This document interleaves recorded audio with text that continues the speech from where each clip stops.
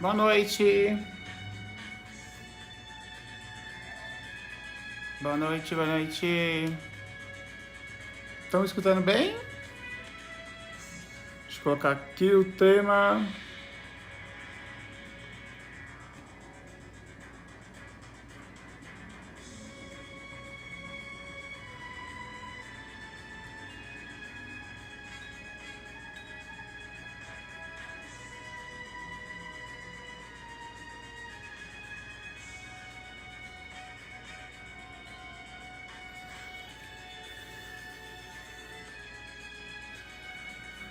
Beleza, boa noite, boa noite.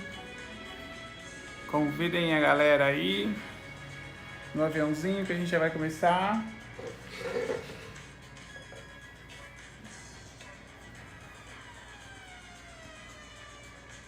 Acabei de chegar de viagem, mas deu tempo de tomar banho e fazer a live. Vamos lá, esperar um pouquinho o pessoal chegar. Chama a galera aí. Que esse tema aí o pessoal pede um monte. E a gente, a partir de hoje, eu não deixo mais a live gravada. Só para quem estiver ao vivo, então chama aí quem você acha que vai se interessar por esse tema. Vou dar algumas dicas. Boa noite, Sandra. Boa noite a todos que estão aí chegando. Vamos lá. Hoje acabei nem avisando no Histories, né? Tava... Oi, Robertinho, tudo bem? Boa noite também. Que bom que você tá aqui, tudo bem? Ainda tá nos States aí? Me conte. Vamos, cadê o povo?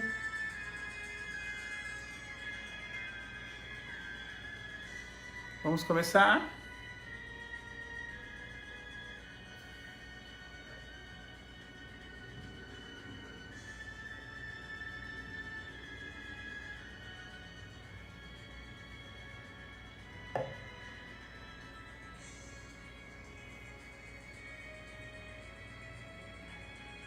Legal. Foi e ficou. Eu lembro que a gente foi junto, né? Quando você foi pra aí, eu também tava na mesma época. 2019. Vamos lá? Vamos começar. A gente vai falar sobre nistagmos e ambbliopia, ou seja, de como que os nistagmos, né? Tipo, por si só já geram ambbliopia, né? Então, a gente vai falar como que ocorre esse processo aí, como que acontece isso. E tirar as dúvidas sobre esse processo de baixa de acuidade visual no nistagmo, tá? Eu não vou falar sobre especificamente o nistagmo, a gente vai falar sobre a diminuição da acuidade, da ambbliopia no nistagmo. Tem algumas particularidades, né? É uma ambbliopia aí pouco discutida, é uma ambbliopia que tem algumas particularidades de tratamento, tem muitas dúvidas aí que o pessoal tem muitas dúvidas que o pessoal tem e não sabe que tem, e aí acaba se afogando no mar de dúvidas e acaba, às vezes, muitas vezes, atuando errado nas suas, nos seus caminhos terapêuticos, e aí a gente acaba percebendo uma piora, às vezes até da visão, tá? Alguns autores até chegam a considerar um tipo de atrogenia isso, tá? Então, vamos lá, né? Todo mundo aqui sabe o que é nistagmo, eu não vou focar no nistagmo, tá? Prometo para vocês que essa semana, semana que vem, a partir dessa semana, a partir de fevereiro, vem um novo Instagram aqui meu, uma nova roupagem, e praticamente um dia sim, um dia não vai ter live. Eu vou avisar vocês, tanto lá no grupo do Day by Day quanto aqui dos Histories, com antecedência. Amanhã eu vou lançar aí um calendário de aqueles mini cursos que eu fazia na época da pandemia, conjuntos de lives, 8 lives sobre determinado assunto, 10 lives sobre determinado assunto, em determinado horário. Vai ter live de manhã, vai ter live de tarde, vai ter live à noite. Então vai ter live para todos os horários. E aí eu vou liberando esses calendários para vocês. As lives todas, elas não vão ficar salvas, então é só ao vivo mesmo, tá? Então para vocês, eu vou sempre liberar com antecedência para vocês se programarem. E aí eu prometo para vocês que, como eu vou desenvolver uma live aí que vai... Uma live não, um conjunto de lives, um programa aí novo que eu vou lançar dentro da estimulação 2.0, visual 2.0, então eu vou falar sobre estimulação visual e nistagmo, e eu prometo para vocês que a gente faz aí uma série aí de uns 5, 6 dias só sobre nistagmo. Então, nistagmo, né, movimento involuntário dos olhos, né, muitas vezes ele está em uma lesão ali na região do mesencéfalo, do tronco encefálico, geralmente uma lesão de tronco. Muita gente confunde isso, né? Então a gente tem que ter uma atuação ali na segunda via visual motora. As repercussões do nistagmo, embora elas sejam, tá? Isso é bem interessante dizer, embora as repercussões do nistagmo sejam de ordem numa via motora, o nistagmo vai gerar repercussões sensório-motoras, porque que vão influenciar na região cortical.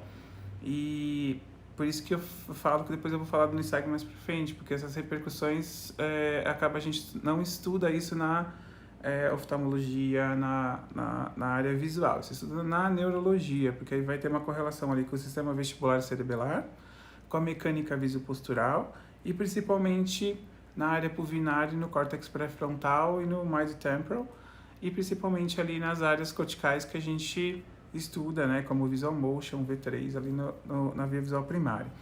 Então, o nistagmo ele é essencialmente algo, vamos dizer assim, motor, mas que tem uma característica de fundo neurológica sensorial bem importante. O nistagmo, a grande dificuldade, aí a gente entra no ponto dele, né, por ele estar batendo os olhos, e tem vários tipos de nistagmo, tá?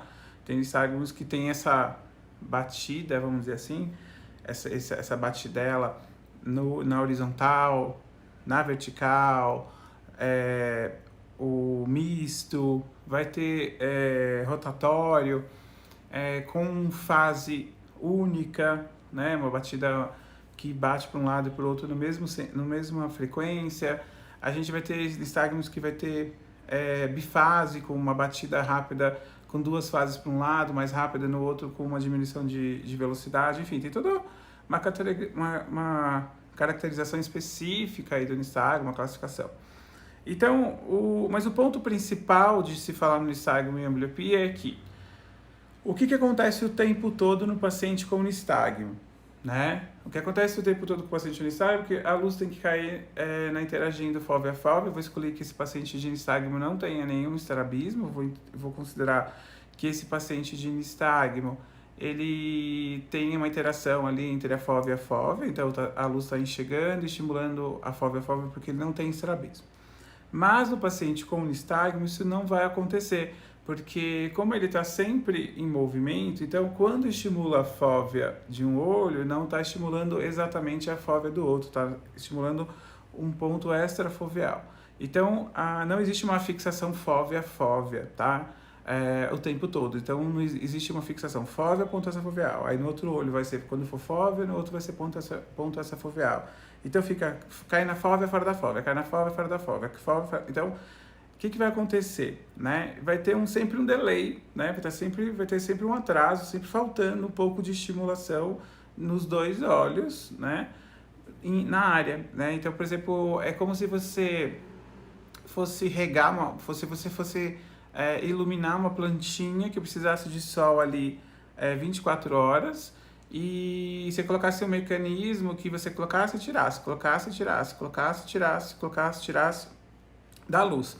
Aí, ao longo desse experimento, a gente vai comparar as 2 plantinhas, né? Quando a gente estava lá na biologia, lá no ensino médio, a gente via muito esses experimentos aí para estudar a fase clara, escura e a fotoquímica da fotossíntese lá da plantinha.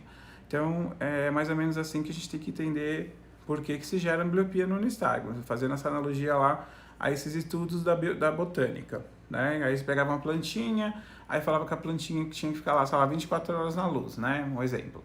12 horas, na verdade. Aí colocava a plantinha com 12 horas. Se acontecia com a plantinha que não era colocada 12 horas, ela não tinha lá o ciclo completo de estímulo lá para produzir a clorofila, e aí ela tipo morria, ou ela não crescia como deveria. Então, no nistagmo acontece a mesma coisa. A FOV, ela não está sendo estimulada 24 horas, vamos dizer assim, né? A hora que a criança está acordada. Vocês entendem?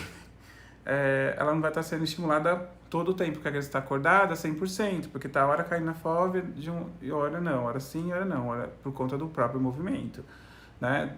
Que é a característica desse problema.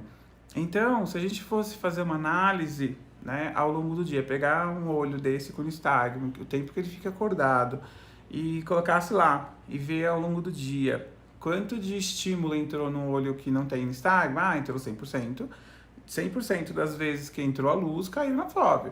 E no paciente com nistagmo, né, chega a ter uma perda até de 30% ao longo do tempo que ele está acordado, de perda de estímulo, tá? De 20% a 30%, de 10% a 30%. Nossa, como que varia, como assim que varia essa porcentagem? Vai variar de acordo com as características do nistagmo, tá? O nistagmo, ele tem amplitude, frequência, tá? E velocidade.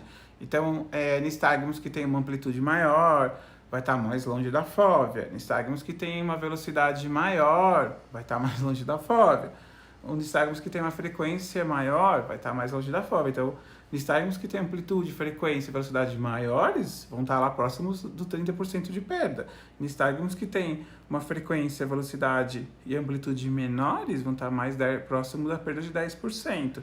Então, a gente não tem como falar, se uma criança fala assim, tem nistagmo, já que ela não tem estrabismo, tá? Eu tô dando esse exemplo ainda, sem estrabismo. Então, a gente já espera, né, numa criança que tem nistagmo, ali uma perda visual entre 10% a 30%, sem considerar estrabismo.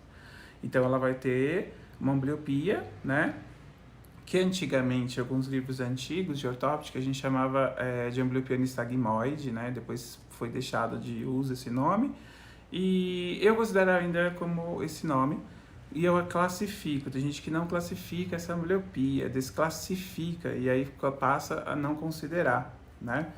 E fala que é baixa visão, tá? Mas o nistagmo, ele é, assim como o estrabismo, ele é uma anomalia sensório-motora, ele não é uma doença.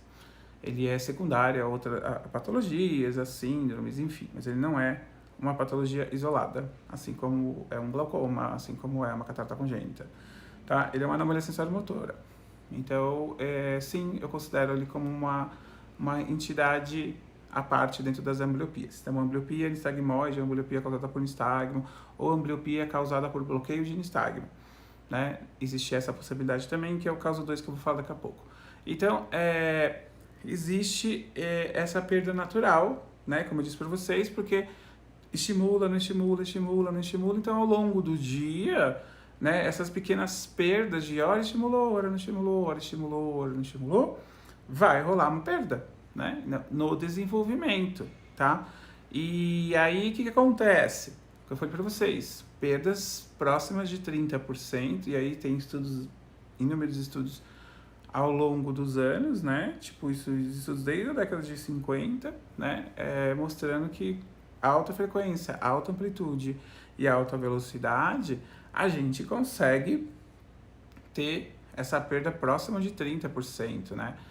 Isso na literatura, diz isso na literatura. Mas a gente pode, na verdade, ter pacientes com perdas maiores, porque o sistema neurovisual de cada um é único. Assim como a gente tem lá sistemas neurovisuais, onde vai estar lá amplitude, frequência e velocidade mínimas, né? Com nistagmos às vezes quase imperceptíveis, com perdas próximas de 10% ou até menores, ou até sem perda, tá? Muitas vezes a gente vê muitos pacientes também que têm nistagmos que não tem a perda visual, não tem ambliopia. É raro, mas eu já vi. Então, o comum é estar ali, entre 10% e 30% de perda, excluindo-se os pacientes do nistagmo. Eu estou excluindo nesse exemplo o paciente que é um nistagmo que não tem estrabismo.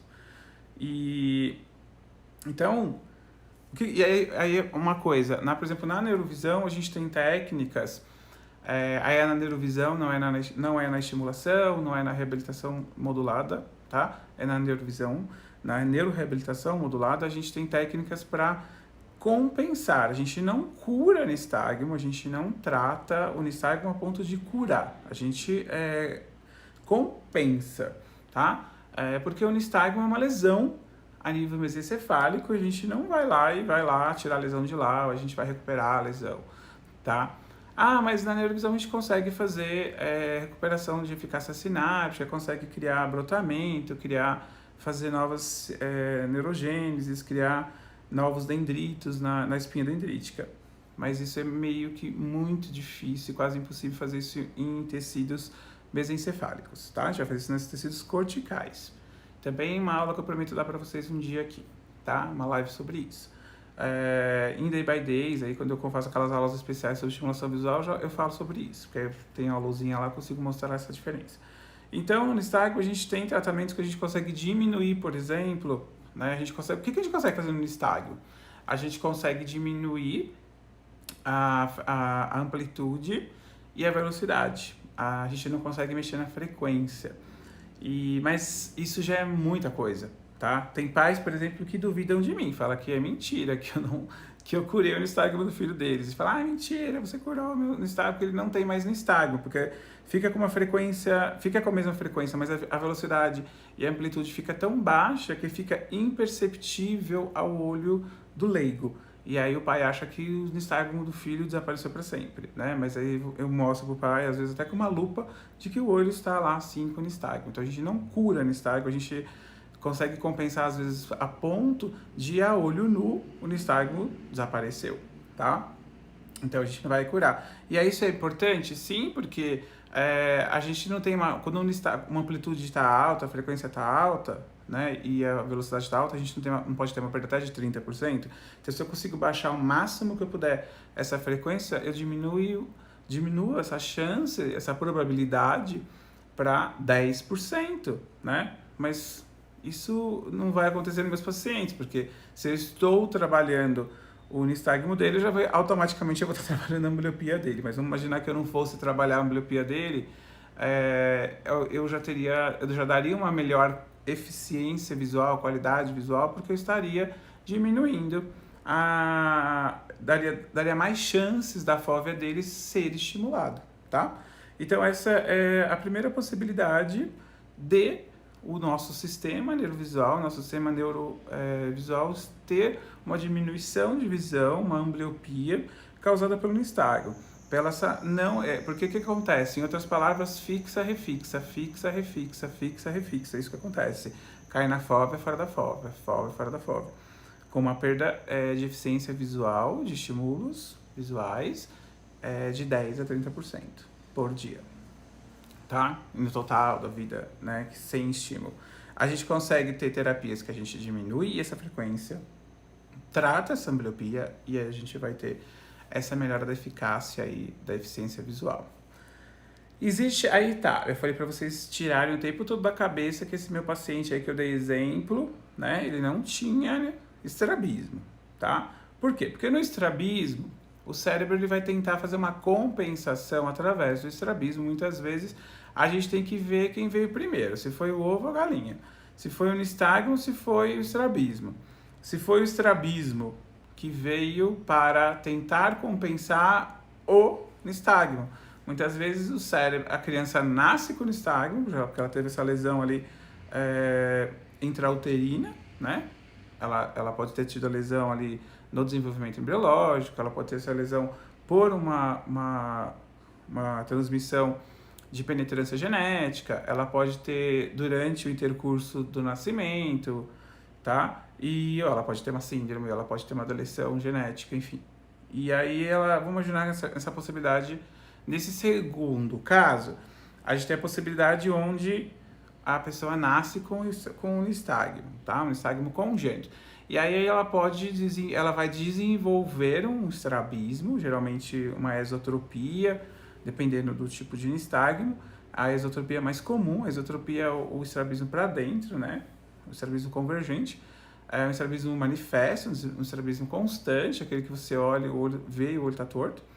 E para tentar compensar, né? Para tentar fixar, porque aquilo que eu falei, tá caindo fora, fixa, refixa, fixa, refixa, é a mesma ideia do outro paciente que eu falei. E aí ele vai tentar fixar, o olho vai tentar buscar esse lugar aí que ele não está sendo estimulado. Então vai tentar empurrar, né? Vai tentar empurrar a fóvea pro lugar para poder fixar. Então, esse é o desenvolvimento do estrabismo. Nesses casos aí, a gente tem o nistagmo e o estrabismo, tá? Aí a gente vai ter que fazer o que primeiro? A gente vai ter que, nesse caso aí, a gente não vai poder mexer nem no nistagmo, nem no estrabismo. Primeiro, a gente vai ter que melhorar a visão, vai ter que melhorar a eficiência visual, a qualidade visual. Porque se eu mexo no nistagmo, aí eu falei, mas tem a técnica da neurovisão para trabalhar o nistagmo, né? Não seria melhor diminuir a frequência, diminuir a velocidade e a amplitude? E aí fazer a mesma ideia lá do outro? Sim, teoricamente sim, né? Mas ao longo desses 20 e poucos anos aí eu vi que isso não dá certo, tá? Você pode tentar, mas você vai ver que vai dar errado, não vai ser muito legal. Então vai por mim, né? Já vi que não deu certo, já testei para você e vi que não dá certo, tá? Então a melhor opção é você colocar, né, esse estímulo para trabalhar e rodar em todas as vias, na primeira e na segunda via visual, na motora e sensorial. E aí como a gente faz esse estímulo rodando lá? Como que a gente fala rodar? Que eu falo é jogar a luz, o estímulo, saber, porque na neurovisão nas técnicas moduladas a gente sabe exatamente o que a gente está fazendo, né? Eu não vou lá e jogar um estímulo lá, o que eu estou fazendo? Eu perguntar para qualquer um aqui que não faz neurovisão, o que vocês fazem? O que vocês estão estimulando? Onde está indo o estímulo? Vocês não sabem, né? Vocês simplesmente replicam técnicas que estão sendo feitas há mais de 100 anos, mas vocês não sabem onde está indo o estímulo. Vocês sabem que o que aquele teoricamente, né? Teoricamente, o que faz aquele exercício. O contraste serve para isso. O segmento serve para isso. A fixação serve para isso. Teoricamente, né? Então, na neurovisão, como a gente sabe exatamente onde está o estímulo, então a melhor coisa a gente fazer nesse caso, eu tenho a baixa visão, eu tenho nistagmo, eu tenho estrabismo, tá? O estrabismo foi causado tentando compensar o nistagmo, tentando buscar essa fóvea de um olho, tentou buscar lá a fixação, ela estava se sentindo assim, eu preciso ser estimulada, por favor, pelo amor de Deus, me estimula. E aí gerou o estrabismo. Então vai ter uma perda de visão maior nesse olho aí, tá? No outro também vai ter, mas vai ter uma perda maior. Então vai gerar uma ambliopia bilateral com uma perda maior num dos olhos. Como que eu atuo?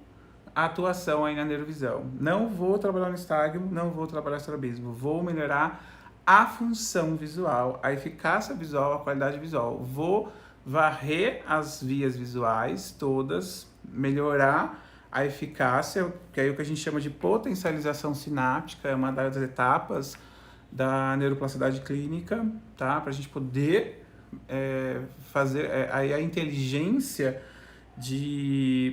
E aí o que eu acho lindo dentro da neuroplasticidade, dentro da modulação neural, dentro do modelamento cortical, que são as áreas que a gente usa dentro da neurovisão, do jogo de xadrez, que é lidar com o cérebro. Você pode começar por onde você quiser. Você pode começar pelo trabalhar no nistagmo, pelo estrabismo, pela visão. Assim como eu já fiz na vida, né? E aí, só que eu já degluti para isso para você e já mostro para você o que dá, o que não dá resultado, né? Nesses anos todos de prática. E a melhor coisa é você... só que hoje a gente tem aí cada vez mais, né, a neuroplasticidade a nosso favor e os estudos e mostrando. Então a melhor coisa que a gente tem que fazer é potencializar sinapticamente isso. E aí eu vou potencializar sinapticamente a maior quantidade de áreas que a visão tem. São 32 áreas corticais, né? Então eu vou fazer a melhora da acuidade visual. Eu vou tratar a ambliopia. E aí depois eu vou no nistagmo para depois ir no estrabismo, tá? Agora eu vou numa segunda, dentro dessa segunda opção, onde o paciente tem nistagmo e tem estrabismo, tem uma segunda possibilidade. O paciente, ele nasce com estrabismo, tá? E o paciente ele tem uma debilidade neural, e aí tem alguns estudos que mostram que, por exemplo, essa debilidade neural, ela pode ocorrer ali na região do hipotálamo, tá? E aí ele pode gerar, vai gerar supressão e tudo mais. Mas tem pacientes que têm estrabismo, que nascem com estrabismos congênitos, e aí através hoje da ressonância magnética funcional, né, coisa que na ortóptica, né, nas outras áreas que se desenvolveram aí, elas não usaram isso, não levaram isso em conta, porque isso nasceu em 2011, né, esses estudos dessa áreas corticais com a ressonância magnética funcional, isso é de 2011 para cá, e essas outras técnicas têm mais de 50 anos no mínimo, as técnicas que geralmente as pessoas usam, sem ser moduladas. Então, o que acontece?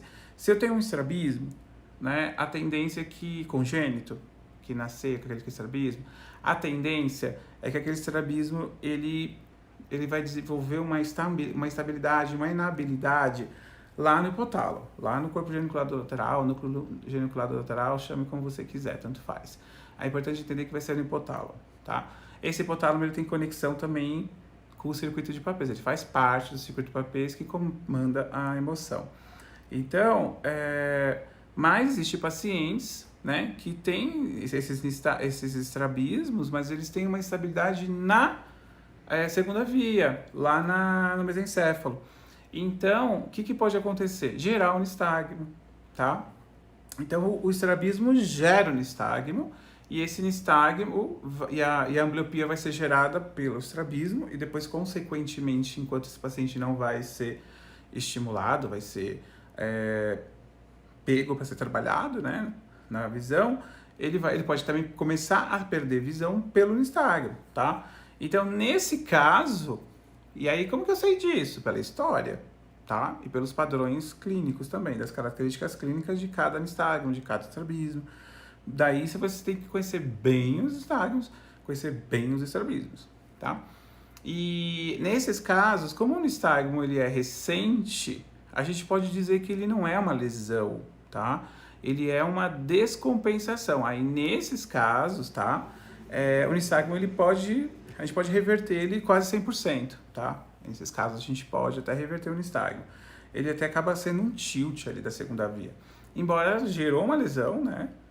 Uma sobrecarga ali de atuação, né? Aí, nesse caso, sim, a gente começa trabalhando a visão e a técnica de nervisão para trabalhar no nistagmo. Aí sim, a gente pode fazer essas duas coisas. Então, vocês viram que o nistagmo sozinho, sem estrabismo, gera ambliopia. Aí a gente vai trabalhar lá o nistagmo e a ambliopia ao mesmo tempo. No segundo caso, o nistagmo pode gerar um estrabismo, aí a gente vai trabalhar e gerar ambliopia. Aí a gente vai trabalhar a ambliopia para depois trabalhar o nistagmo, para depois trabalhar o estrabismo. E numa terceira possibilidade, existe um estrabismo, existe uma descompensação do nistagmo, do mesencéfalo, que gera uma ambliopia. Então a gente vai trabalhar primeiro, aí nessa terceira possibilidade a gente faz igual, a gente vai trabalhar a ambliopia, o nistagmo, para depois trabalhar junto, para depois trabalhar o estrabismo. E se eu fizer tudo junto? Não vai dar certo, vai dar merda. É isso, tá? E aí o que a gente mais recebe no consultório são essas merdas, porque o paciente ele vai estar descompensando o estrabismo, descompensando o nistagmo, a ambliopia não melhora, porque são imagina 3 tubos de ensaio com líquidos diferentes. O que você está fazendo? Você precisa fazer terapias com líquidos diferentes. Você tem que colocar um líquidozinho nesse tubo de ensaio, espera ele encher, terminou, vai lá, faz outra técnica, vai colocar o líquidozinho no segundo tubo de ensaio, espera ele encher, para depois você colocar. Se você está fazendo tudo junto, com a mesma técnica, você está pegando um líquidozinho que era para colocar num tubo de ensaio somente e colocar em todos. O que são esses líquidos, professor? São neurotransmissores, neurobioquímica do cérebro. E o que são esses tubos de ensaio? São as vias que vão comandar a descompensação do estrabismo, a descompensação da ambliopia, que é o desenvolvimento da visão, né? E a descompensação do nistagmo, que estão totalmente em lugares diferentes. Como que você pode ser mágico de estimular 3 vias diferentes, com 3 moléculas bioquímicas e vias bioquímicas diferentes, com uma única técnica? Queria eu fazer isso, né? Embora a neurovisão seja poderosa, tenha resultados maravilhosos, ela tem esses resultados porque ela faz separado, ela sabe exatamente onde ela está indo e ela não junta tudo, né? E aí o que acontece? A gente pode falar assim, putz, eu tô perdendo tempo, porque eu vou trabalhar primeiro a visão, depois o nistagmo, depois o estrabismo, isso vai demorar pra caramba. Pior que não. Aposto que se você trabalhar tudo junto, primeiro o que vai acontecer se você trabalhar tudo junto? Vai demorar muito mais. E você não vai ter resultado nem próximo de 70%. A gente trabalhando separadinho, uma coisa de cada vez, a gente vai ter resultado próximo de 100% e muito mais rápido. Por que eu sei disso? Porque eu fiquei 4, 5 anos fazendo igual vocês, trabalhando tudo junto, sem saber o que eu estava fazendo, e eu tinha paciente lá que tinha 4, 5 anos que não saía do lugar, tá? E aí depois de muitos anos, hoje, né, já tenho vários pacientes com alta em várias etapas, e anos de manutenção, e eu ficava... Ainda recebo pacientes meus de 20 anos atrás, quando eu estava nessa fase, onde eu trabalhava tudo junto, às vezes aparecem, me vêm aqui, né, e falam, eu fui seu paciente há 20 anos atrás. Nossa, eu saio correndo, eu quero fugir. Porque, tipo, eu falo, meu Deus, eu não fazia televisão nessa época, eu não sabia disso, eu juntava todas as vias, eu fazia uma técnica única para tudo junto, eu fazia toda uma salada mista, sendo que eu tinha que separar a banana do mamão do morango. Não, eu fazia tudo junto e... Enfim, era isso. Então, assim, a ambliopia do nistagmo é uma ambliopia que eu considero uma ambliopia à parte, como eu disse, embora muita gente nem cite isso. Mas ela tem ela é tão importante que a gente caracteriza ela em três, eu dei 3 exemplos aí. E ainda faço uma vírgula, porque depois eu quero falar sobre nistagmo com vocês aí, fazer um programa, como eu disse, que a partir de agora eu vou voltar a fazer aquelas lives, programas, assim, 8 lives, 6 lives, né? E aí, repito, elas não ficaram gravadas. Eu vou fazer sobre nistagmo, ainda tem uma vírgula aí, que seria os nistagmos dentro da paralisia cerebral. Aí tudo que eu falei aqui, a gente tem uma outra atitude, aí depois eu comento lá numa live, a gente faz uma aula sobre isso, explicando, né? Porque as minhas lives são aulas e depois a gente abre para vocês tirarem dúvidas, são sempre esse esquema.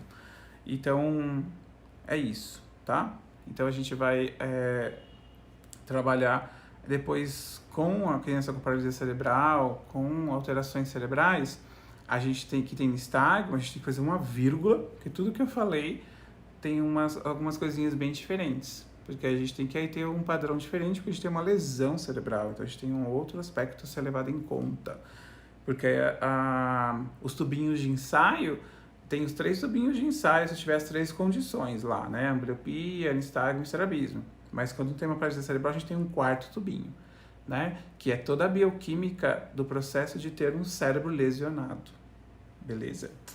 Dúvidas? Escrevam aí. Tô sempre terminando um time, ó. Eu falo que é meia hora de aula e meia hora tirando dúvida. Sempre terminando um tempinho. A Alexandra perguntou se existe algum ajuste de perda de aumentar a luz no objeto. Essa pergunta é bem interessante, né? Eu lancei um curso esse ano que passou, né, que chama EV 2.0. Ele vai ter 135 checklists, né? Checklists são regras, né, dicasinhas lá para cada patologia. Eu tô montando, porque toda hora eu fico... Lá tem mais ou menos uns 70, 60 já. E aí estou montando lá. No final vai ter bem mais que 175, é só um número de venda. E aí eu mostro exatamente isso, que cada patologia, por exemplo... E aí eu estou dando até algumas dicas. Recentemente até postei aí, sexta-feira, sobre albinismo, tá? Então, uma coisa que tem que ficar muito clara para vocês, que cada patologia é única, tá? A gente trabalha isso na neurovisão. Tá? Cada patologia é única, na neurovisão e na estimulação visual também. Por isso que eu criei esse curso, porque nos cursos de formação não dá tempo de dar tudo que a gente tem que falar e depois falar de todas as patologias, né? A gente já tem 140 horas e não daria tempo. Então eu criei esse curso de complementação para os alunos. Por exemplo, no albinismo, a gente tem lá algumas características especiais em relação a, eu vou falar a incidência de luz no objeto, tá? Quando trabalhar com cor, quando trabalhar com luz colorida, o ambiente, eu vou fazer essa incidência no objeto com luz branca, com luz amarela, âmbar, enfim. Essas três nuances de luz imitando o sol, a luz natural. Ou eu vou usar a luz colorida, né? Eu faço com ambiente claro ou escuro, né? A gente aprendeu na estimulação visual tradicional, que veio da ortóptica, e depois a Barraga foi lá e reestruturou, enfim. Que eu aprendi na ortóptica, lá 20 e poucos anos atrás, que vem lá de 1890, da Miss May, de Maddox, das grandes divas da ortóptica, do ciclo de ouro da ortóptica, que foi de 1870 a 1890, onde elas fizeram várias compilações disso. E isso foi passado para todo mundo aí. E todo mundo que faz estimulação visual segue esses compilados. A Barraga nada mais fez do que pegou tudo isso, com até alguns copia e colas, tá? E só se readequou isso à estrutura da inclusão educacional. Fez nada diferente, né? Então, o que eu aprendi na faculdade de ortóptica é que muitos educadores aprenderam lá na inclusão social, da educação especial. Então, a gente aprendeu isso, né? Aprendeu que, tipo, trabalha a luz assim, incidente no objeto, e alguns pacientes é isso com algumas exceções, e a sala tem que ficar assim ou assim, né? Mas quando você vai para neurovisão, que você estuda, eu falo neurovisão assim, quando você vai para neurologia, tá? Você vai estudar a patologia, que você vai entender o cérebro, que você vai entender a biodinâmica da coisa, a neurobioquímica, você vai ver que, tipo, não é bem assim, tá? Que cada síndrome, que cada patologia, que cada condição precisa não pode, às vezes, estimular o objeto, incidir no objeto com a luz colorida, às vezes não é com a luz clara, às vezes o objeto não pode estar em movimento, às vezes pode, às vezes tem que estar em movimento, a sala às vezes tem que estar apagada, às vezes a sala tem que estar escura, às vezes a sala começa muito clara e vai diminuindo, às vezes a sala começa muito escura e vai clareando, então depende muito do que você vai trabalhar, né, naquela patologia. Então, por exemplo, se eu tenho um problema acomodativo, por exemplo, né, uma aniridia, mas acomodativo, aniridia, eles não têm íris, então eles têm resquícios, né, do botão iridiano. Eu vou ter que trabalhar essa nuance de atuação de sala, né, a sala vai ter que oscilar a luz, então dane-se o que eu vou trabalhar no objeto. O que importa para mim não é o objeto, o que eu estou incidindo no objeto, o que importa é a nuance da sala. A sala tem que estar oscilando o tempo todo. Ela tem que ir para o alto e voltar para o claro. Claro, escuro. Então, o cara que tem aniridia, se o estimulador visual não faz isso, ele não sai do lugar.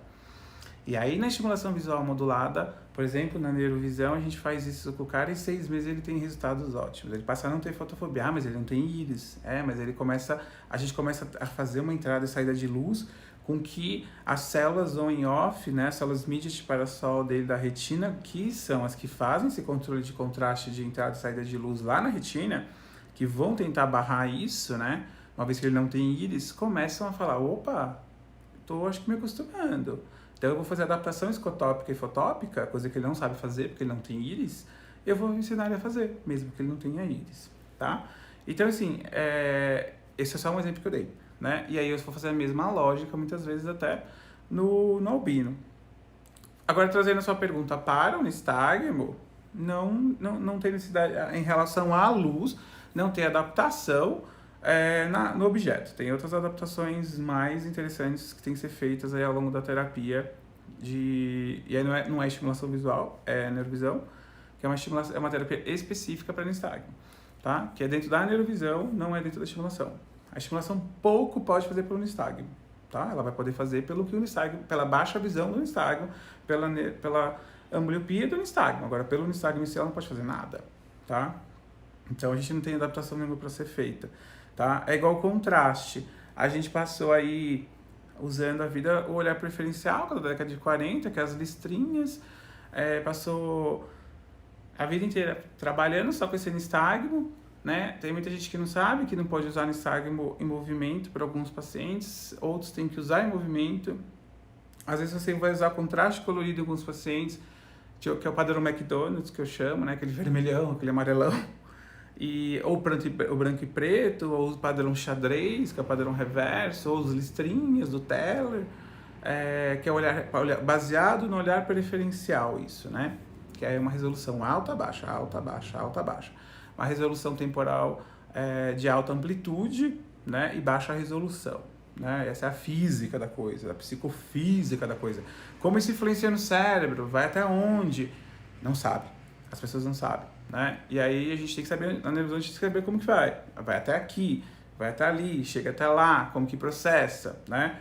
E aí, só para vocês saberem, existe mais 4, além desse olhar preferencial, existem mais 4 tecnologias físicas de nistagmo, né? Existe a tecnologia do wavefront, que surgiu no ano 2000, né? Que aí a gente vai trabalhar com a frequência de onda que entra do fóton, física quântica. Aí eles começaram a medir essas físicas quânticas e colocaram que aí mediram a frequência de força que esse nistagmo entra quando entra na luz, no olho, tá? E aí viram que esse que a gente trabalha, que é o olhar preferencial, ordem 1, ordem 2, na verdade. Ordem 1 não vai ter estímulo nenhum. Ordem 2 pra vocês entenderem assim, em logmar, tá? Então, logmar, ordem 2, para quem lembra de matemática, ele vai dar uma potência de 10. A ordem 3 vai dar uma potência de 100. A ordem 4 vai dar uma potência de 1000, né? É potenciação. A gente tem hoje tem tecnologias de contraste que vão até a ordem 5, como, por exemplo, as ordens do Zernike, né? Por exemplo, a gente tem lá construções de nistagmos, de física quântica, de física ótica, de fotônica, com nistagmo. Tem mais de 200 tipos de aplicação de nistagmo que fogem do que a gente do tradicional que as pessoas trabalham, né?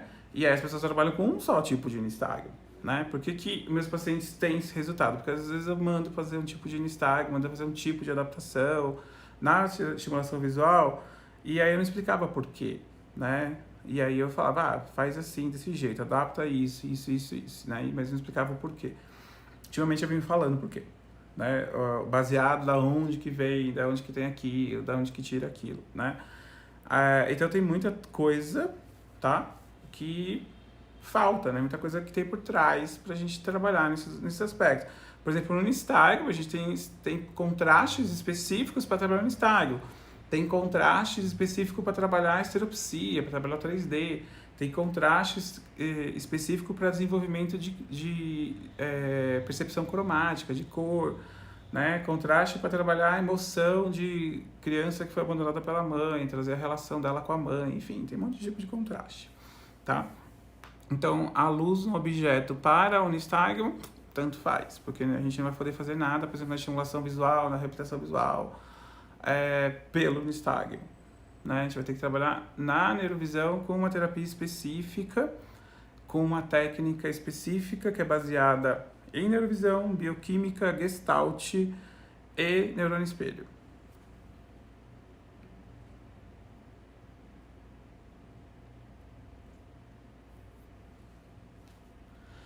Agora, da Andrea, né, da Singer Padilha, adaptações com nistagmo e ambliopia seriam praticamente as mesmas de baixa visão, teoricamente. Teria que adaptar todo o material, luz, essas coisas, porque você tem que pensar que cada paciente vai ser único, né? Porque são 63 tipos de ambliopia. Então, cada ambliopia vai ter sua particularidade, a disfunção de forma, de cor, de contraste, brilho, tamanho, visão de perto, longe. Então, não tem como eu falar para você assim, vai ter uma adaptação que vai servir para todos.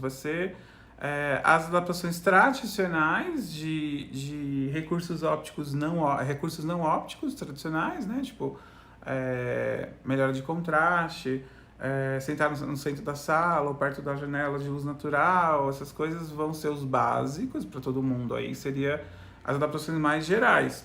Mas cada paciente, né, teria que passar por uma avaliação para poder o profissional que atende ele fazer a adaptação. Por exemplo, quando o paciente passa comigo e a escola pede uma análise de N recursos, a gente indica lá, o paciente vai fazer isso, precisa fazer aquilo, fazer a apresentação com cor tal, cor Y, às vezes, até a cor a gente influencia para fazer prova. Pode imprimir a prova com fonte tamanho tal e cor tal para esse paciente, porque ele tem uma disfunção assim, disfunção de parvo? Pode. Não pode, então faz prova oral. Porque, tipo, então aí vai ser muito individual, tá? Tem que fazer análise geral, assim, são as não ópticas.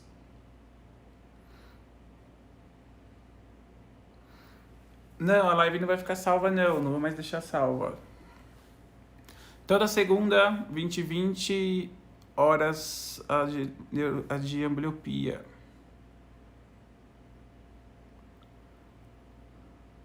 A Tomari Gobi. Tem duas pós, né? A gente tem a de pra físio e vai lançar agora a de TO.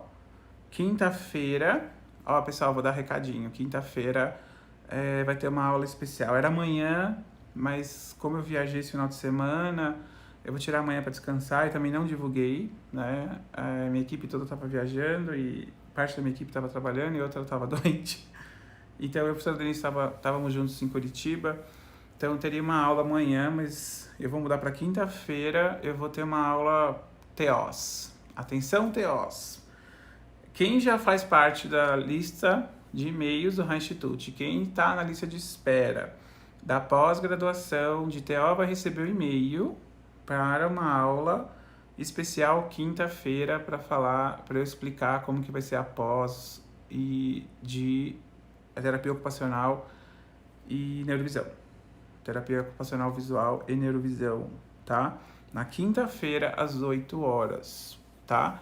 Então, a gente tem essas duas pós, tá bom? E se não for profissional não for terapeuta, fisioterapeuta ou terapeuta ocupacional, aí tem os cursos de formação na área de neurovisão, que aí tem várias áreas lá, tem vários...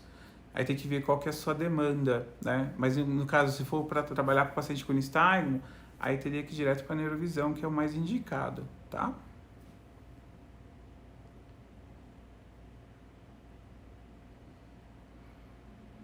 Jocelene, tem que ser assim agora. Todo dia vai vir assuntos diferentes. Se prepara.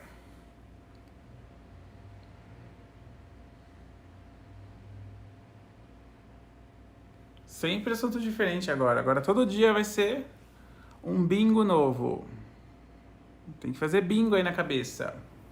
Mais dúvidas? Dúvidas? Eu vou deixar algumas lives de segunda-feira, algumas lives que eu vou fazer, eu vou deixar salva lá no NV Club. Galera que é do NV Club vai estar lá. Essa é uma live que eu vou deixar lá no NV Club, que eu achei que é um assunto que cabe, ele é amplo, não é tão específico de ambliopia, eu vou deixar no NV Club lá, para quem chegou atrasado. NV Club é o nosso clube de assinaturas, tá? Que você paga por mês a partir de R$26 e você tem lá acesso a várias aulas. Tá com umas 400 aulas já. Vai aumentar. Quero chegar nos 5.000 aulas em breve. Mais dúvidas? Amanhã começa o curso de avaliação funcional, cedinho. Quem tiver no curso, não chega atrasado.